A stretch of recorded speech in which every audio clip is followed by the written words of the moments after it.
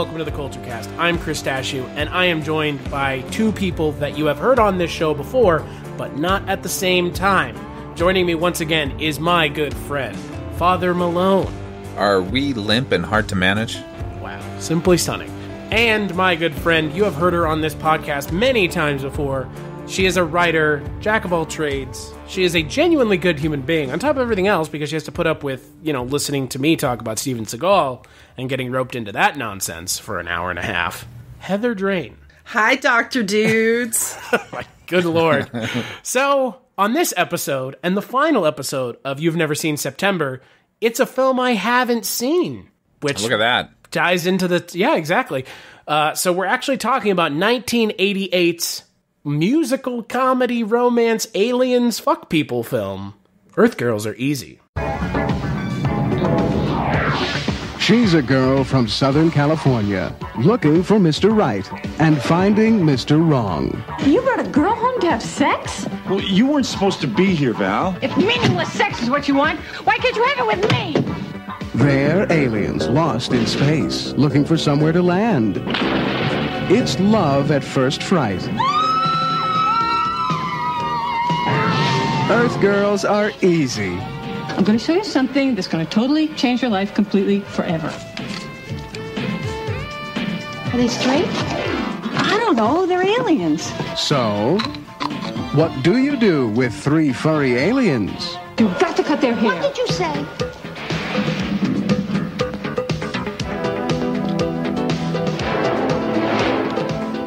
You're incredible. So, what's the plan for tonight? We can't go out with these guys. They're aliens. They can still be dates. Their close encounters are of a different kind. Dancing in our nightclubs.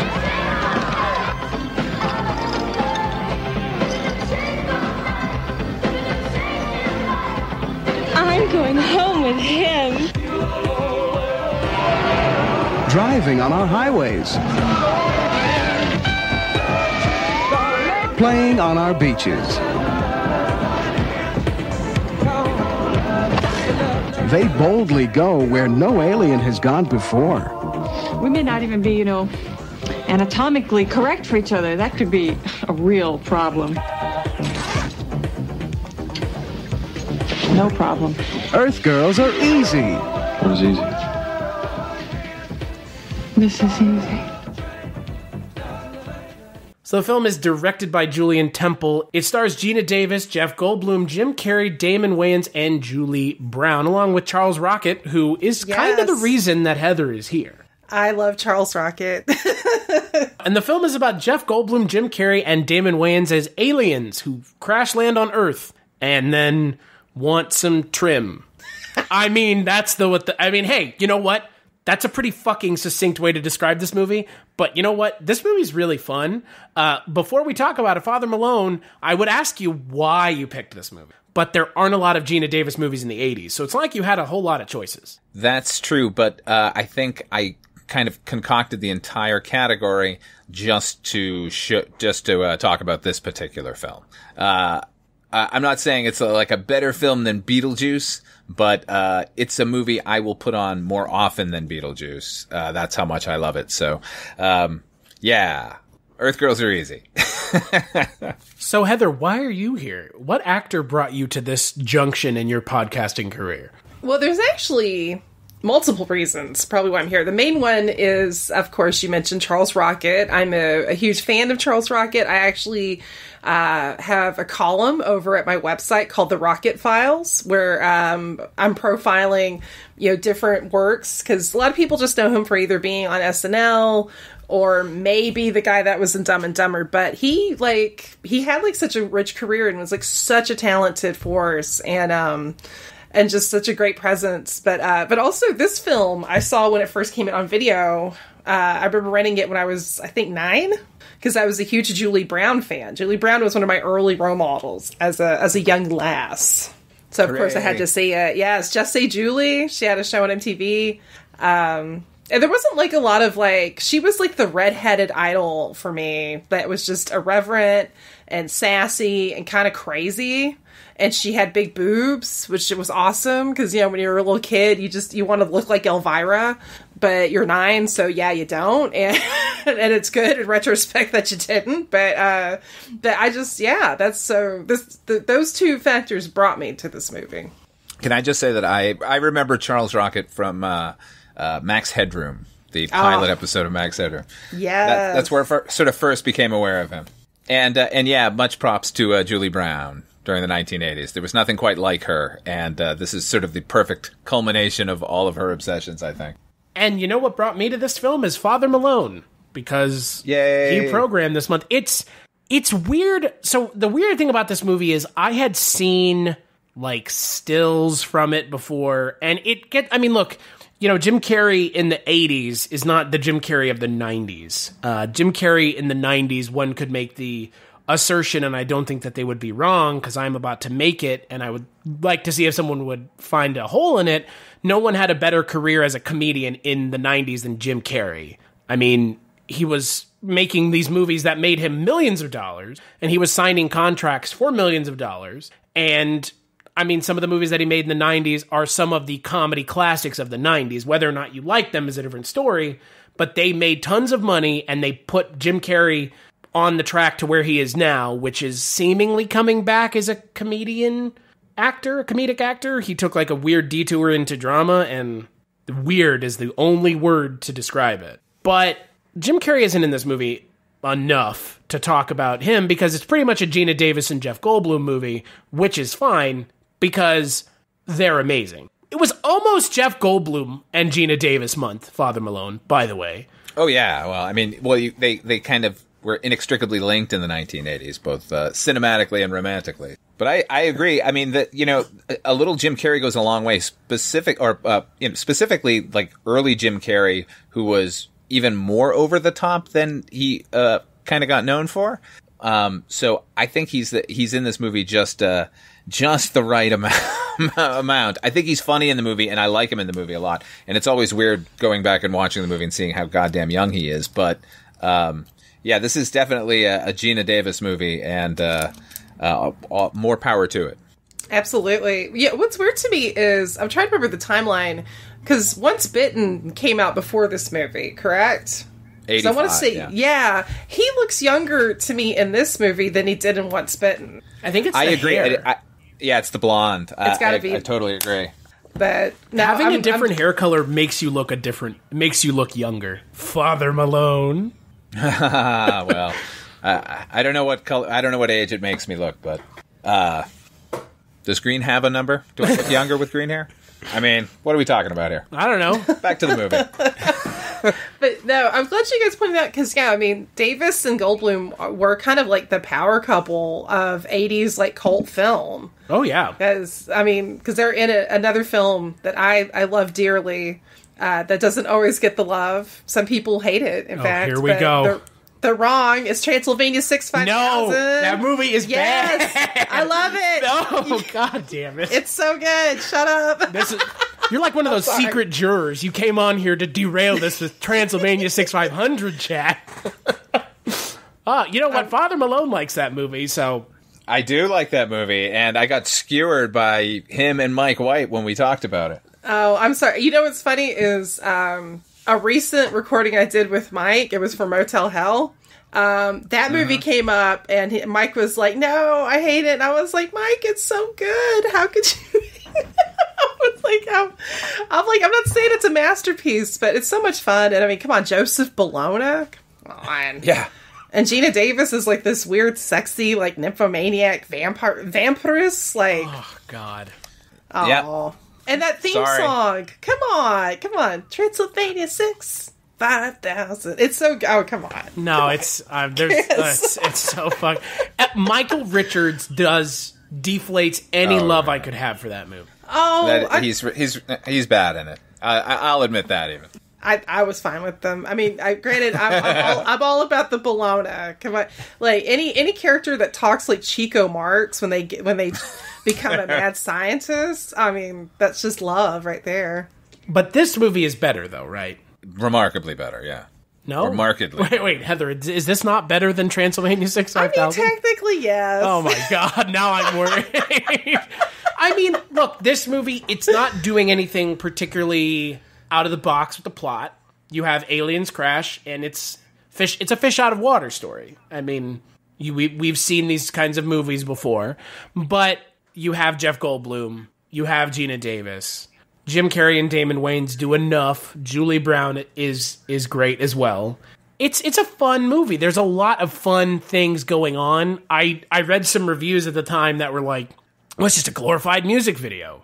I wouldn't go that far. No, it's not quite to that level.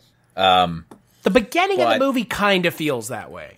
Yeah, I mean, look, it is a musical. It takes place in the 1980s. It was shot in the 80s. MTV was king at the time, so those comparisons were going to come up. Anytime you did anything musically after the birth of MTV, it was you're just making a full-length music video. But, you know, I got to say something about this movie. Like, the tone of the movie is so sort of buoyant and experimental for what otherwise is just sort of a regular studio film from the 1980s, that it's hard to classify this movie. Like, there are stakes, but they're not really heavy, and like all of the actions that are taking place are so ridiculous, but it somehow seems to work, you know? Like, there's a scene late in the movie where the three aliens have piled into Charles Rocket's BMW, and they get in the car and they're driving, and Charles Rocket doesn't notice that there are three grown men in his back seat. And it did not bother me at all as a viewer. I think that speaks to the power of this particular flick. Yeah. Well, and I think with the music video criticism, I always find that kind of weird when critics pull that out with films, because if you study the history of music video, which is kind of one of my passions, so much, especially if you're talking like early music video, like 70s and 80s, were inspired by experimental film. They, it wasn't just hatched out of an egg. I mean, we wouldn't really have music videos without people like Maya Deren or Kenneth Anger, among others. So it's kind of, it seems always sort of just like people being a little cranky, just critics being cranky, and it is such a fun film. It's such a candy. It's like a piece of candy. This film. I mean, it's light, it's fluffy. You always enjoy it. It's a good thing to throw on, especially if you're having like a bad day. Just throw on Earth Girls Are Easy and you'll have a smile. And there's some really good jokes in this movie too. Yeah. Including, because like there were some things that went over my head as a kid watching this movie, and like rewatching it, especially recently in preparation for this. Like, I don't know if this is your guys' favorite line, but there's this scene early on where Charles Rocket plays Geena Davis's fiance, Dr. Ted, and he's a total cad, and he's in the gym complaining, and well, one guy's like, I hear oysters are real potent, and the other guy says, yeah, I tried that once, but they kept slipping off. Oh, Jesus Christ. Yeah. That is one of the best jokes I've heard in a long time in a movie. Even if it does give me the unfortunate mental image of somebody putting roy oysters on their wang, but the film is so much fun. Like, it really, really is, and it shows, like, man, Geena Davis is such an underrated actress. I mean, as famous as she is, that might sound weird, but she is, like, so funny, and just, she's great with comedy, but then she can be, like, this great action star, and she can do drama. Like, she's definitely, I think, more of a powerhouse than I think she gets credited for. Well, and I think part of that goes to the fact that she's also now semi-retired / retired. So she's kind of removed herself from the conversation, which in the industry of Hollywood, as soon as you remove yourself from the conversation, people quickly forget. Mm-hmm.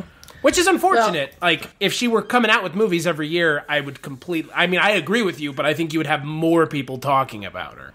Maybe, but I mean, I think when women of a certain age in Hollywood, I mean, I think it's better than it used to be, but I also still think there's a big element of just sort of like, well, you're either like the hot, sexy young thing or your grandma.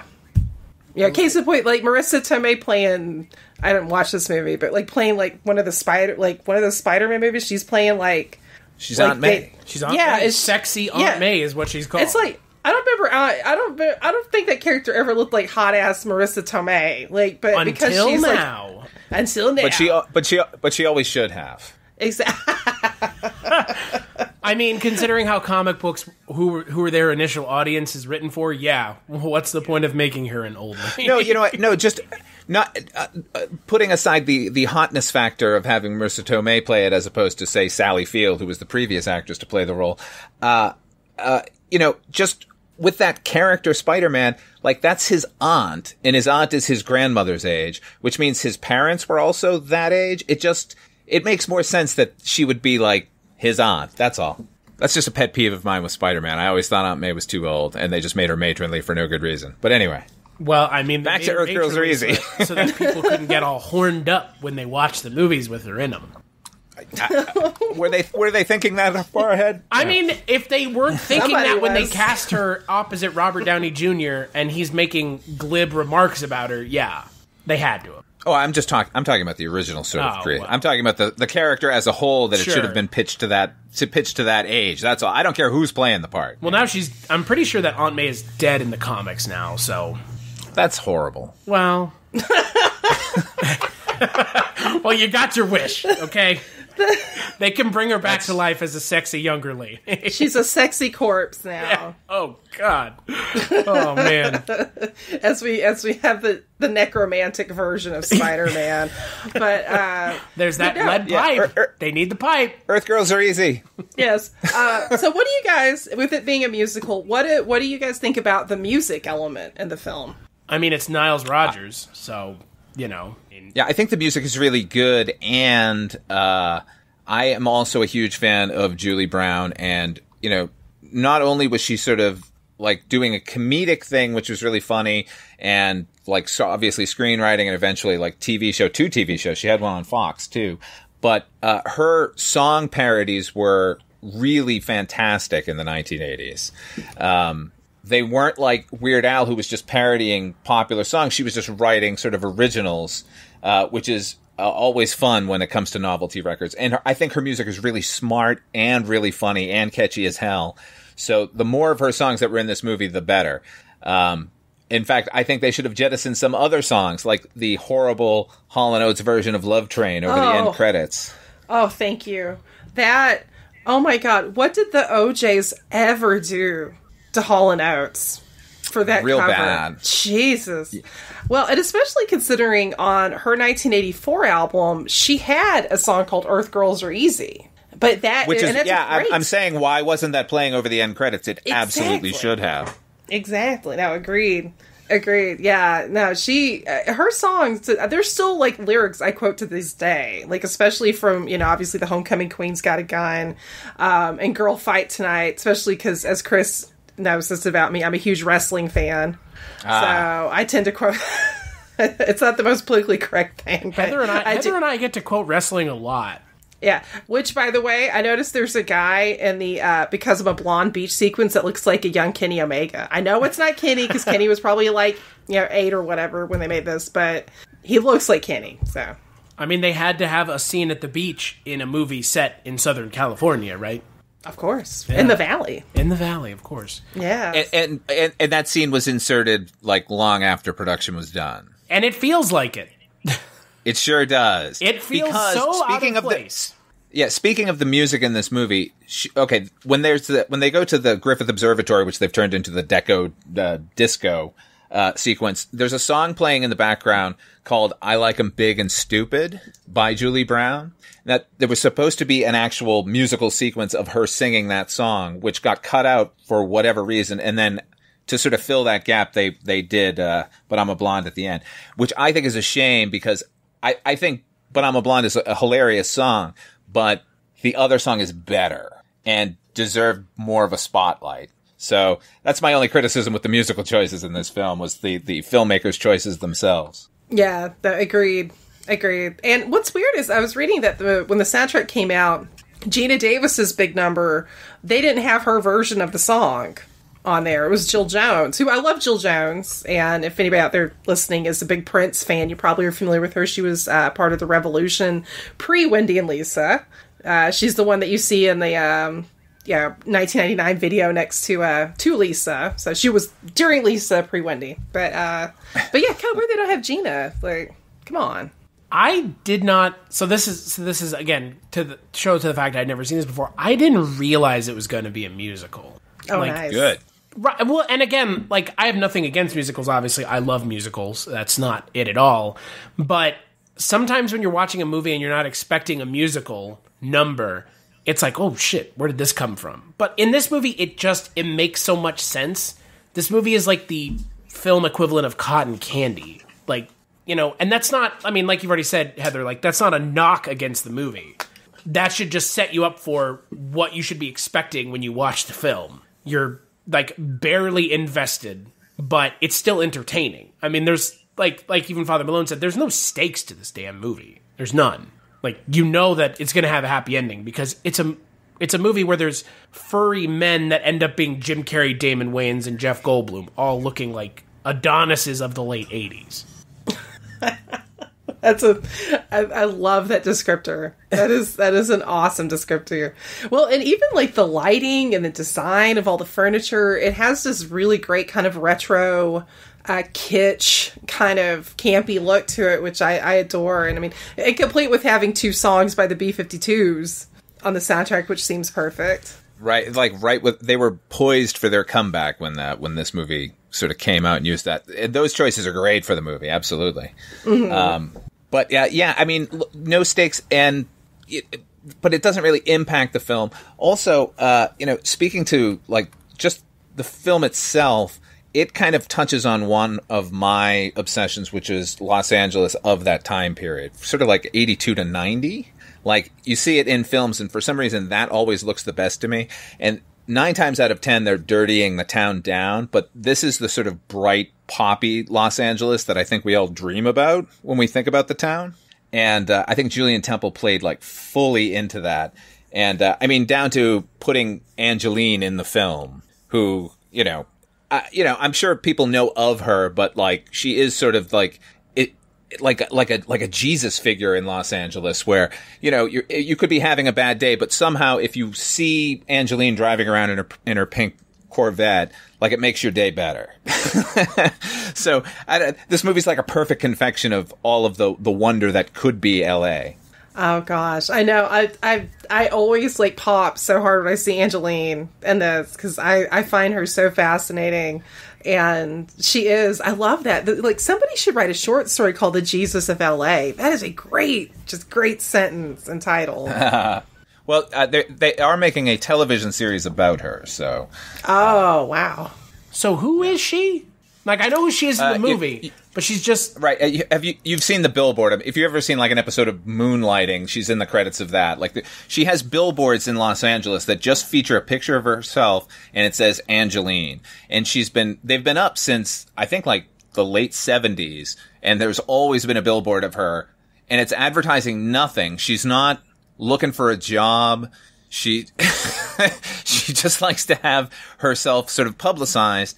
And somehow it's this weird mythical Los Angeles character that she did that. And I mean, she occasionally shows up in things like, obviously, this movie. And Chris, you might find this interesting because she's in Phantom of the Paradise. Yes.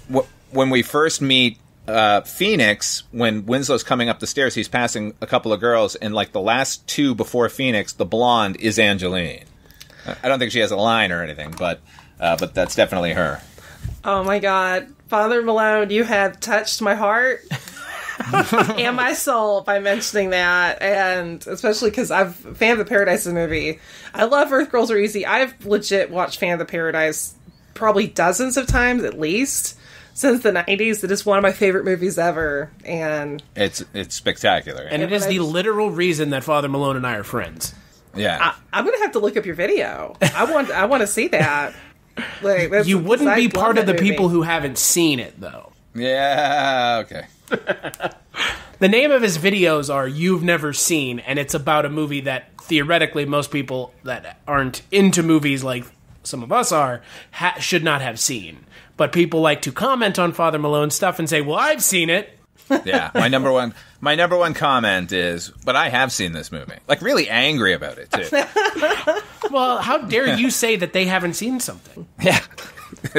Yeah, Thanks for watching. That's what don't level that accusation against me that I haven't seen it. Yeah. That's the internet. There's always going to be somebody with a very strongly worded comment because they're trying to cut us to the core. Yeah. But no, this film, that is such a great thing. It is kind of like a Valentine to that era of LA, which has since, become a lot more gentrified, and just, you don't really see as many. There's so many of those great, like, kind of like neon signs and all of that. And it's such a good looking movie. It really, to my knowledge, has this ever been released on Blu-ray? Like, I have the special edition DVD that is several years old at this point.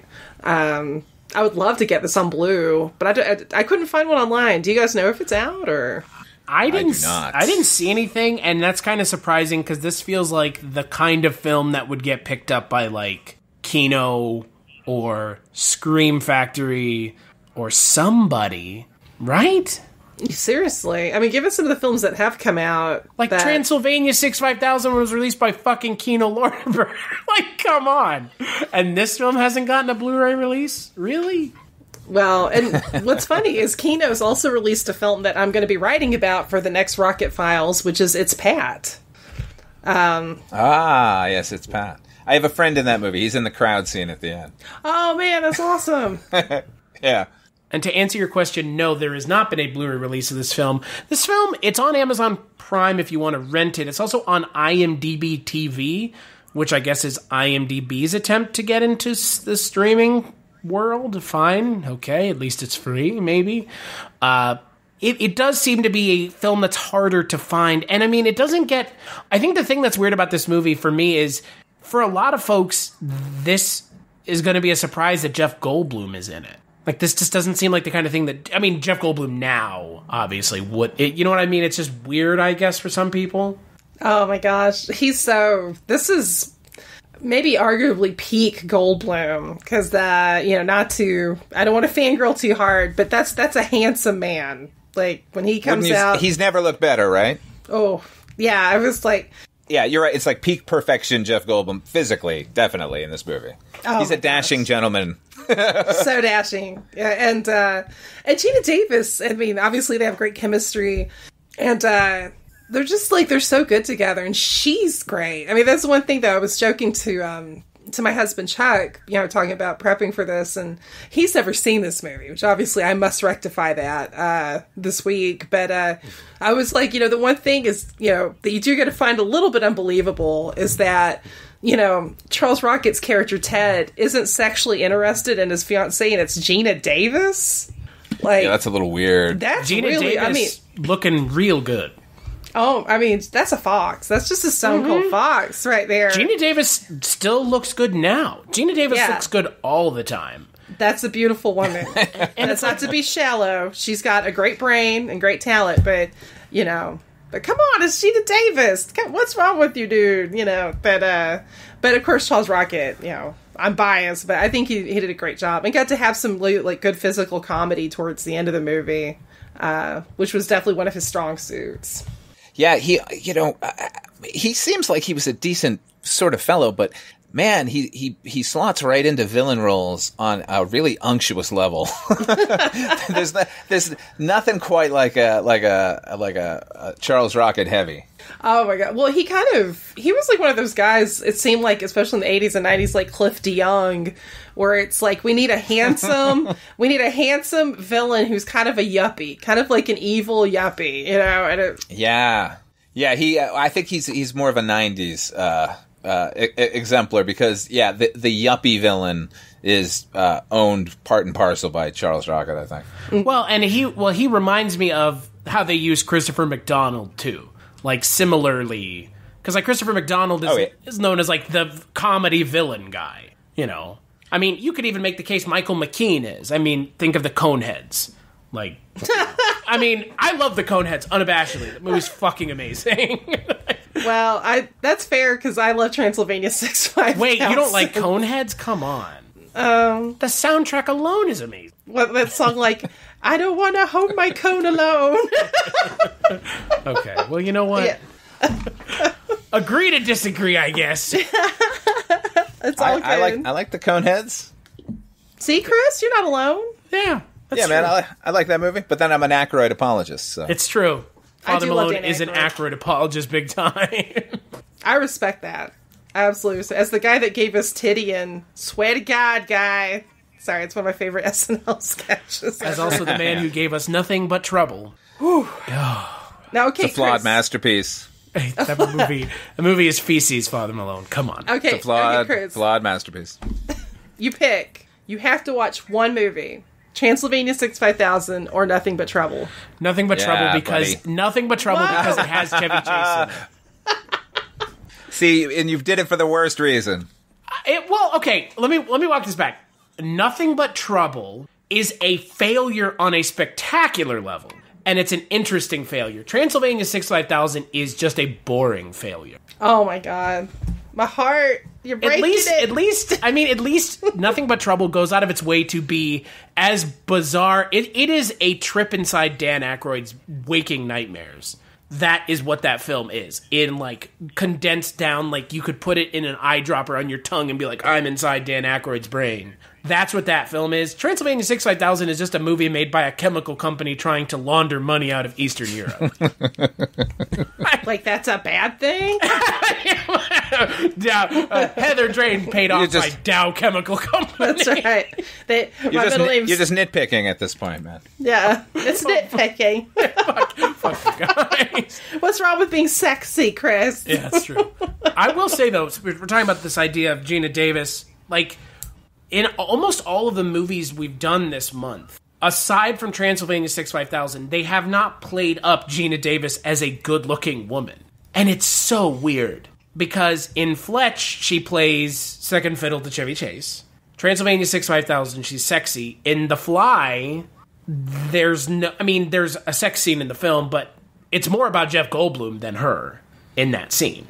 And this is the first film this month where it's like she is like being played up as like a sexy woman. And that's just weird to me that it took the final film of this month to finally be like, yes, she is attractive. I mean, even in Beetlejuice, her attractiveness is downplayed because she's meant to be normal and plain looking. I do have to say one more thing about Transylvania 65000. No. It ties to what you're saying. I swear, it ties to what you're saying. Geena Davis and her attractiveness. A good friend of mine from college once confessed when he first saw that movie as a kid, he got his first erection and he didn't know what it was. He was like, "Wow, he thought he needed to pee. It's like it's full," and he didn't, But so that's the power of Geena Davis as a vampirist. I've been saying it all along. The scene in this film where she walks down after having her transformation done, or I guess mid-transformation, and it is a towel and legs. It's like, where was this in Transylvania 65000? They were focusing on something else. And like They didn't recognize what they had. That's all. This film plays her up as like a bona fide like sex goddess. Yeah, in that scene in particular, she also seems gargantuan. Yes, that too. She seems like 6'5", Yeah. which is not shy of where she actually is. She's like 6'1" or 6'2", I think. 6'2", yeah. Yeah, she's a tall, leggy beauty. Yeah, she's good in this movie. She does. Oh, she's and she doesn't great. do the manic pixie dream girl thing that I was expecting her to do. No, I mean, that's the thing. This film is actually, and I'm sure a lot of people, if they haven't seen it and they just see the title, they're going to be like, oh, that's cute, Heather. But no, there is like a smartness to it. And something like you were talking about Father Malone with Julie Brown's music. And, of course, she worked on this film. This is, part of her project. There is like a smartness to it because even though like, Geena Davis's character Valerie she has kind of a naiveness about her, but she never seems like an unlikable. She doesn't seem like a dumbass. Like she's a good person. You really like her. You want good things to happen to her. And Geena Davis pulls that off. She's able to give this character like so much personality. And where you're just kind of rooting her on. And her friendship with Julie Brown's character Candy is real sweet too, because later on when they're in the car and Valerie's fretting about Ted and how could he do this to her? And, Candy just says, well, you spent all this time trying to make him happy. Who's making you happy? And I mean, like, that's a good friend. Like, that's such a cool little, like, kind of just it's a small statement, but it kind of just, like, yeah, girl, like, stop wasting your time trying to please somebody that isn't worthy of you. Find your own happiness. Geena Davis definitely brings out a level where, as you said, the character is naive, but she's not a dummy. And it could have been very easy to sort of slip into more of a caricature. But because it's Geena Davis, we get a smart character who we can really care about. So like her and Jeff Goldblum both sort of like anchor the movie as far as the level of gravity it needs to, not just be a music video for an hour and a half. Well, and he's such a great kind of contrast because, like Damon Wayans and Jim Carrey, like they're kind of like the goofy aliens. Like they're real likable, but they're almost remind me of like just sort of like teenage boys constantly getting in trouble and tipping cows or whatever. And Jeff Goldblum's kind of like the wacky dad that's occasionally like, all right, guys, calm down. And, but he's really funny too. Like Jeff Goldblum adds just like little quirks. Like at one point when they're in a hospital, he's just kind of starts looking at these flowers. Like you think he's going to start eating them. And he doesn't, but he's so good. I mean, he's great at everything. I mean, this is such a great cast. But yeah, like this too, I'm kind of surprised this film isn't, I mean, I know it bombed at the box office, but I'm surprised it isn't like a bigger cult hit, because there's, there are films that are cult hits that I think are lesser than Earth Girls Are Easy. Many cult films are lesser than this film. Yeah, and speaking of Jeff Goldblum, when we talked about Transylvania 65000, like, remember Mike White was of the opinion that, like, Jeff Goldblum was really unlikable because his character was so grating and angry in that movie. And I felt in that case that I thought his performance was really good because that's a side of him we don't ordinarily see. And this is another one where this kind of aloof thing that he's doing as an alien, it reminds me of Jeff Bridges' performance as in Starman in a way. But it just, I don't know. He just...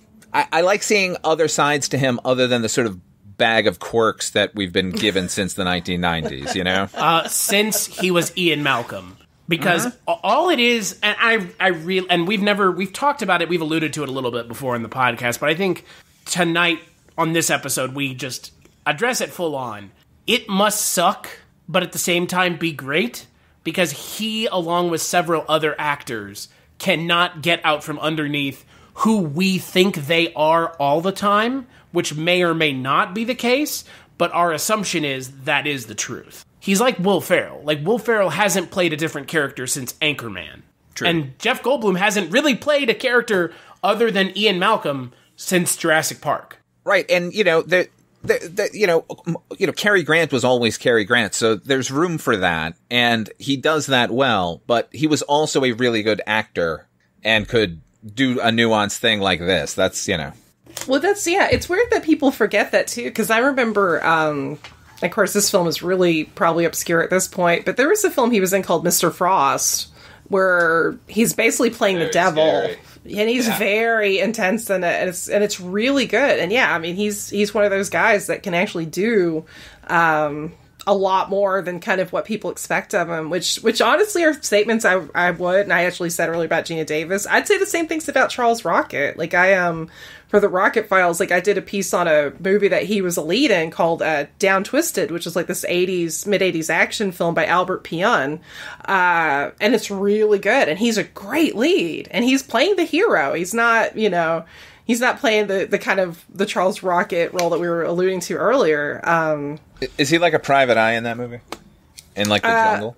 Kind of, yeah. He's kind of a character that has different shades to him, but he ends up...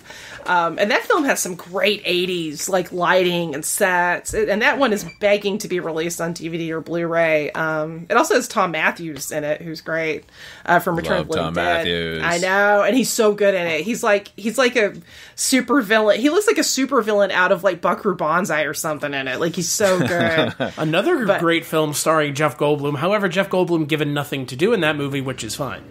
Oh, yeah. Yeah, that's... he is in that movie. He is. And he doesn't do anything, but he is there. Hey, he gets to be part of that. That movie legit has one of my favorite outro sequences ever in a movie where they're all walking. It was so good. It was so good. Wes Anderson copied it. So good that he copied it. With one of the actors from the movie in it. Jeff Goldblum has the best line in Buckaroo Banzai. Why is there a watermelon here? Why is there a watermelon? But it is unfortunate, I think, for Jeff Goldblum, in a way. But, I've seen videos of him like during this pandemic, obviously Disney was doing this whole like, we'll have a celebrity read to your kids, which is super weird, but whatever. And like Jeff Goldblum read a story to, maybe those are his kids, I don't know, or his grandkids. Hey, it's Hollywood, peace, love, and whatever, my dude. But like he seemed like that person that I expect him to be is who he is.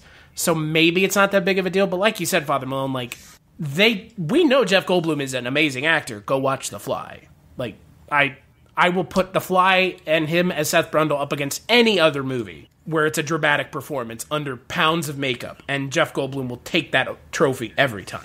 Certainly. Even in this movie, he has a great performance, and he's underneath shitloads of makeup. Goldblum's got the goods, man. Yeah, I think what impresses me the most about him in this movie, though, is he still retains like some of the alien aspects of the character out of that costume and makeup too. Because I think that would be harder in a way. Like if you're in a suit and a mask, you've got the physical, kind of totem to help you. I would think as an actor, kind of realize that you as kind of yourself, like at least physically, still having to do that. It's got to be a little trickier, and he's great.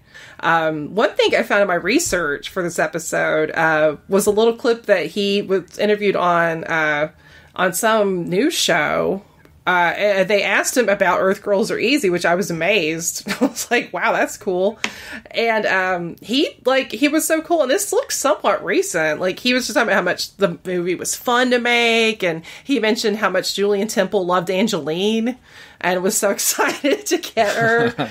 And just said he had a lot of fun. Just said the film was, and he clearly seemed proud of it, which I thought was cool. Because it always kind of breaks your heart when you see an actor you love talk about a film you love that isn't maybe one of the more popular things, and they kind of play it down or they don't want to talk about it, and you're always like, oh, like a stake through the heart, yeah. Yeah. So that was really nice to see him just kind of be like, oh, and he's like, oh, and there's Geena Davis and she's great. He was just so sweet. Well, I mean, when you have a career like Jeff Goldblum, who, I mean, he hasn't really been the leading man in a long time. And so, I think he's gotten to the point now where he's just enjoying the things that people love him for, which is great, because there's a lot of stuff. A lot. I mean, he could really rest on his laurels. The man's done great work, I mean, if you rested on The Fly, that's pretty good in and of itself. Would have been good there, yeah. Yeah, and then you have a film like this. I mean, to your point, Heather, it is weird to me that this film isn't, it's weird to me that this film doesn't have a bigger following. Because it feels really, perfect for that. And it does. And I mean, come on, companies, give us this print remastered. You know it's going to look $1 million. Get that commentary. Get Julian Temple. Get Julie Brown. Get Jeff Goldblum. Get Geena Davis. Give us those supplements. Because the DVD, which is several years old and out of print, has special features. And in fact, you were talking about, Father Malone, with the musical sequence, and there's other stuff too. Come on. There's so many things that are on Blu-ray that you're like, really? This is on Blu-ray, but Earth Girls Are Easy? Is it? Come on. I, for one, I'd really like to hear what Julian Temple has to say about the movie and the choices he made, It's kind of shocking to me that there isn't that available. Because if you go to look this movie up, just on the internet, you can get some information about its production, whatever, but not a ton. There's never been a scholarly account of it. No. It almost seems like people that kind of write about his work tend to skip this one. It's he did Absolute Beginners. It's well, yeah, but he did Earth Girls Are Easy, which I honestly, this may be not a popular opinion, I prefer Earth Girls Are Easy to Absolute Beginners. And I hate saying that in a way because I love David Bowie. And of course, Ray Davies. My favorite scene in that movie is the Ray Davies sequence because I'm a massive Kinks fan. I love Ray Davies. But I enjoy Earth Girls Are Easy more. I've seen Absolute Beginners, I think twice. I've seen Earth Girls Are Easy at least 5 or 6 times. So the proof's in the I watch this movie at least once a year. That's awesome. I mean, it is a movie that, it used to be, you could just have the TV on and a movie would come on, and no matter where it was, you would watch from that point. Yeah. But now with streaming and everything and sort of physical media, you actually have to choose the movie you're going to sort of zone out to. This, to me, is a perfect movie just to even have on in the background if I'm doing something. Which isn't a testament to the cinematic cinematic brilliance of the film or anything, but it's so comforting to just have on, like, I don't know. I adore the film. I think it comes from a really sweet place and kind of pays off that way. Well, and again, like you mentioned before, Father Malone, it does kind of go into that portfolio of, I would consider this to be in the same portfolio of movies regarding LA as like True Romance. Like, it's that same milieu of Los Angeles. And I'm with you. Like, I love that way of portraying Los Angeles as kind of this like weird, it seems like a city out of time in a way almost. And yeah, but in this film, I don't know any other way to describe that. it. Like, if you watch it, you get it. Yeah, I mean, certain films just sort of do that and are a perfect either snapshot or glorification of what we expected that the object itself to be at the time. And I think this is definitely one of them. Definitely caps off the end of the 80s. You can see the style starting to shift from one decade to the other in this film, which is another aspect of it that I really like. I also want to point out one thing, because we were watching the movie last night, and my girl Jess pointed out that usually in a movie when a character ends up saying the title of the movie, it's just a jarring, lame moment, but the way they work it into this film is absolute brilliance. I just didn't want you to think that Earth Girls are easy. It's just it's just, I don't know. That was a marvel to me. What is easy? Brilliant titular line. Also, did you guys think their love scene was slightly, I mean, just slightly, but slightly reminiscent to like the love scene in Man Who Fell to Earth? Oh yeah, certainly. I think that was by design. Okay, cool. Because I was, especially watching it, I'm like, man, this is like Man Who Fell to Earth. Like, but happy. You know what I like about that scene in particular is the way it transitions immediately into her dream, which is a nightmare of all of these kitschy aliens and what we have been fed sort of pop culturally of aliens, like, is on the heels of that. That's probably my favorite scene in the entire movie, that scene sort of transitioning into the other. Like, that's Julian Temple, like, working at the top of his game, I think. Oh, totally. Also, some little digs I thought were hilarious, like little kind of touches about how awful and yuppie scum Ted is as a character, is that he's named his fish after like luxury cars, because like one of the fish is like Beamer and Aston Martin, and Mercedes is the most prized one. But also I noticed, like, when they're going to his car leaving the hospital, his car has a bumper sticker for George Bush. Yeah. They ticked all the boxes on him. Yeah, they really wanted to let you know who he was. Oh my god. See, yeah, no wonder she ran off with the alien. It's like, oh fuck. I didn't understand why she even went back to him though in the movie. Like, that's contrived as hell. Yeah, like that's the one part of the movie where I just thought to myself, I was like, this is the only part of the movie where you're showing your hand a little too much. And it's unnecessary. Like, you don't need to convince us that she can realize she wants to be with Jeff Goldblum's character. It's pretty obvious. And it felt like the extra 5 minutes tacked on. I mean, the movie, my only real issue with the movie is, and this factors into it, is how long it is. It's an hour and 40 minutes, and it probably should have been like an hour and a half. Yeah, I think some judicious trimming could have gotten it down to that and quickened the pace, because the movie kind of cries out for a quick pace. So, yeah, I agree with that. And like the way the movie wraps up, like it for how the final act of the film progresses, with Geena Davis just randomly taking her dickhead fiance back and then randomly leaving him again at the end, it feels like a rush job. It really does. Also, were you guys worried for her cat? Like, because she leaves her cat behind, which Ted hates this cat. And this isn't a criticism, because I just thought it was funny. He keeps calling the cat psycho, and we hear the cat hiss at him, but you never see the cat hiss. Like, the cat just looks chill as hell. But you hear it dubbed in like ADR hissing. Yes, but so he, Mac puts his love beam or whatever on the two. It doesn't work on Valerie because she's in love with Mac. But then Ted is left in the empty pool, like calling the cat like some other woman's name and like petting it salaciously, and I'm like, is he gonna rape the cat? Like, what is going on? Like, I'm like, Julie Brown, get the cat away from this man. Yeah. her and Woody need to pry him away from that feline. Yes. Oh man, wouldn't it be great if her character and Woody hooked up? Yeah, I'm sure it was going to happen. I love it. Oh, and by listening, Woody is this amazing sort of beach bum surfer character played by Michael McKean.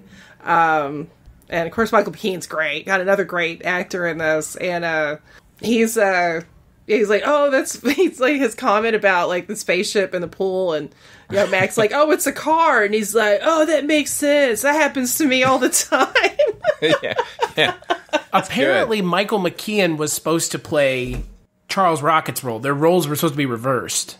Really? Which I can see, because Michael McKean, like as you mentioned, Father Malone, he can play a good kind of sleazy. Oh yeah, he's a good villain. He can play Charles the villain really well. Oh yeah, and Charles Rocket he's funny as Ted, but I mean he could definitely play like the sort of goofy beach bum. But he's so good. He's so good as Ted, though. I mean, it's kind of like, I'm glad that they kept it like this. I'm glad they flipped it. By the way, did you like their alien language, which was just the sentence said backwards? Yeah, great. They've been doing that since forever, man. This is a really weird sounding language. It's literally just English backwards, dum-dums. Come on. So silly. Hey, it worked. It worked in the Black Lodge. That's true. And damn it, it works here, too. Yeah, that's true. So is there anything else we want to talk about on this movie? I love this movie. I just want to say that again. Same. It's great. Everybody seek it out and demand it get a good release. That it does deserve deserves. a good release. I will agree with that. And you know what? You can watch it in its entirety on YouTube. So don't do that, though. I mean, it would probably be no better than the version you could procure otherwise. My DVD looks great. I was about to say, the DVD, the special edition DVD, which I think you can still get at a decent price used. Excuse me. Yeah, it's really good. The menu is cheesy as hell, but I love it. But the menu's great. It actually does have real special features as opposed to, because this DVD came out in an era where I think companies were still trying to pull off the like special features. It has a digital menu. It's like that's not a special feature. Yeah. But, so do you have the version with the special features? It's a television set that you're scrolling through the channels. Yes. Valley Cable. Yeah. Which is kind of brilliant. At first, when I discovered that, I was like, oh, cool. Yeah. But that's like a lost art form. Like the DVD menus. Like they used to be a thing, right? Like. I mean, yeah, but then they realized we were sick of waiting 30 seconds to get to the scene selection. Now we're going to do a little skit. This skit is going to drive you mental by the third time you hear it. That's fair. I mean, do they still do Easter eggs? Like, I remember if there was like a period for a while where... Oh my God. Gotta push left eggs 3 times. If you highlight this area and then click to the right, you'll highlight this random thing, and you click on it, and the director will call you a big piece of shit. Why did you find this? That's my favorite Easter egg, is getting verbally abused by the filmmaker. It was actually on the Fitzcarraldo DVD. You click to the right, and Werner Herzog's just like, you are a piece of shit. Okay, that isn't on my copy of Fitzcarraldo, and now I'm mad. I'm mad. Right, that's the Kino Lorber special edition version. Yeah, Anchor Bay did not have that on their edition. Oh, man. So, barring a Blu-ray release of this film, which hopefully, again, weirder and less mainstream starred films have gotten releases, so I'm shocked this one hasn't. Barring that, Heather, what would you give this film out of 5? Oh, God. I'm so bad at this. I hate doing the ratings. I'd give it a 4.3. No, 4.5. I'm going to give it a 4.5. What about you, Father Malone? Oh, you know what? I'm giving it a 4.5. It's a fucking good movie, and everyone should see it. I agree. I mean, again, it is in the vein of other movies that I like. So I'm going to give it a 4 just because of the final kind of third of the movie is a little bit of a mess. But it is a movie that I'm surprised more people haven't seen, because it feels kind of, not Beetlejuice-esque, but kind of, like, it feels like other movies that I've seen in a way that's like, this should have been brought up in that conversation, and it's not. And also, sci-fi comedies are very hard to do, and this film does it pretty well. Sci-fi comedies and horror comedies are not easy to do, because there are more bad ones than good ones. It's a neat little souffle of a movie. There's a lot going on. Let's just put it that way. There's a lot of weird shit that's not explained going on. So exactly. Like, and you will never ask the question, why did that happen? Does their hair grow back? That's all I want to know. You know it's going to. That's going to be itchy. Oh my god. I know. Time for a sequel. You know what? Earth Girls Are Easy Too could happen in 2020. Oh, certainly. Should. In 2020, anything is possible. Now that we've gotten Bill and Ted 3, anything is possible. Yeah. I'm down. Bring back Julie Brown. Bring back Geena. Bring back Jeff Goldblum. Everybody's still alive. Well, Charlie's not. Well, yeah, sadly, sure. But I don't think he'd be in the sequel anyway. Yeah, he probably wrote himself out of the sequel by being the villain in the first one. And unless he's in jail for fucking a cat, so... I mean, that's what they were alluding to at the end of the movie. It's not my job, that was their job. They're the ones who did it, not me. I'm not blaming you, Chris. But on that horrifying note, let's take a break and we'll talk about the movies we're doing next month.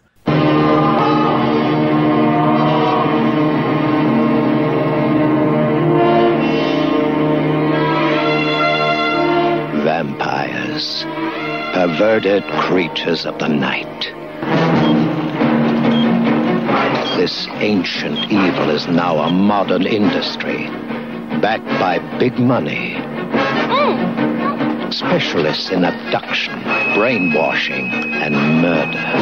We're simply a superior race of people who, over the centuries, have proved that the drinking of the vital human essence confers youth, power. Chantal Conturi is Kate. She's young. She's in love. She's the next victim of thirst.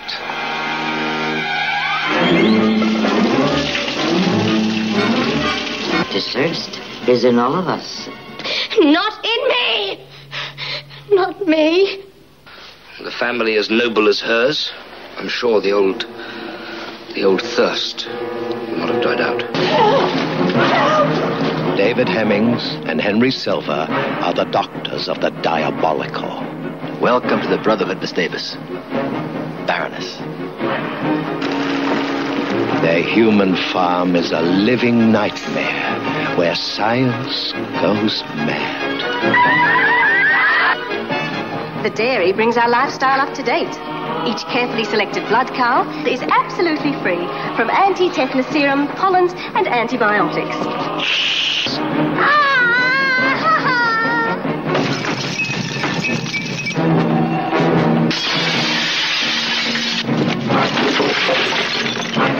You can run. You can hide. But you cannot escape thirst.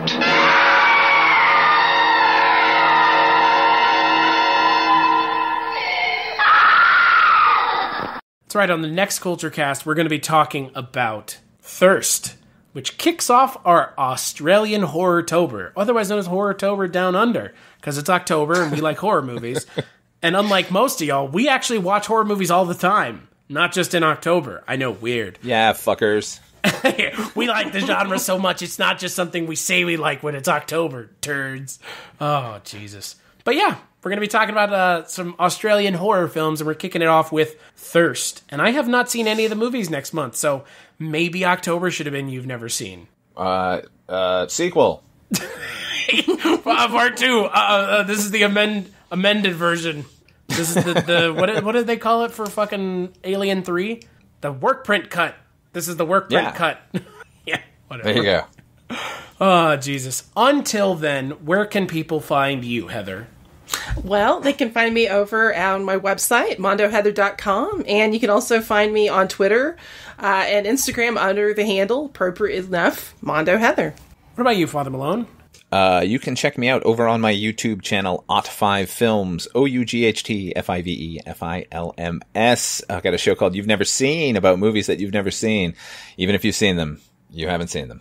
And you can hear me over on Chronicles from the Crypt. That's the podcast Chris and I do about the HBO television series Tales from the Crypt.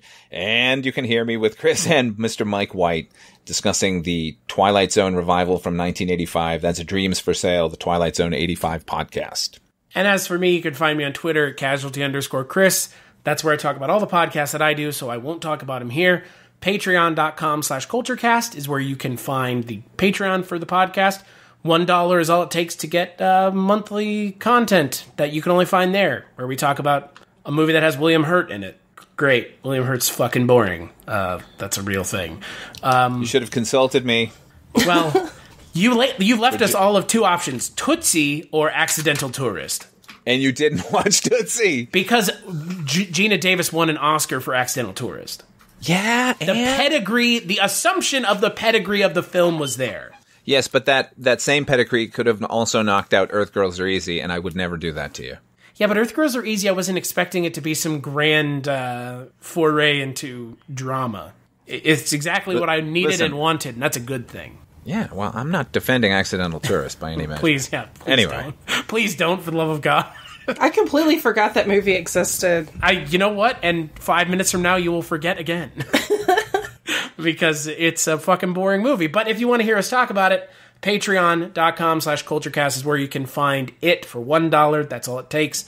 As always, thanks to Heather and Father Malone, and to Father Malone for programming the month. You've Never Seen September is over. So, long live You've Never Seen September until next year. So, there you go. And we'll catch you on the next episode.